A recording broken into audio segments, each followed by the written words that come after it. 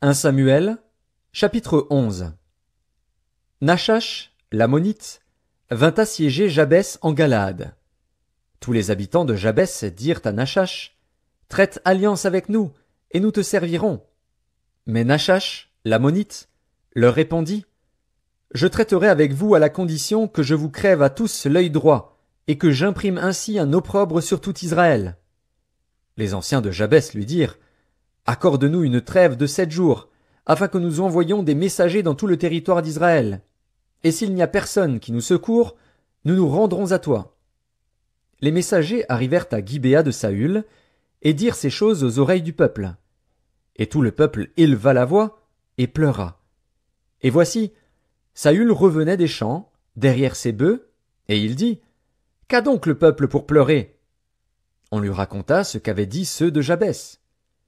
Dès que Saül eut entendu ces choses, il fut saisi par l'Esprit de Dieu, et sa colère s'enflamma fortement.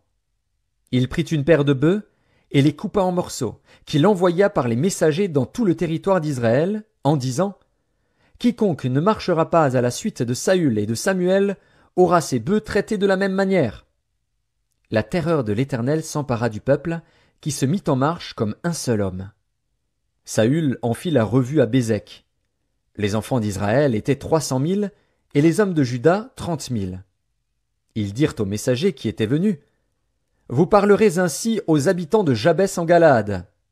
Demain vous aurez du secours, quand le soleil sera dans sa chaleur. » Les messagers portèrent cette nouvelle à ceux de Jabès, qui furent remplis de joie, et qui dirent aux Ammonites, « Demain nous nous rendrons à vous, et vous nous traiterez comme bon vous semblera. » Le lendemain, Saül divisa le peuple en 3 corps.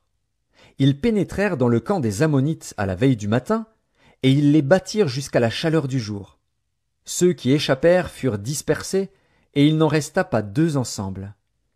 Le peuple dit à Samuel, « Qui est-ce qui disait, Saül régnera-t-il sur nous?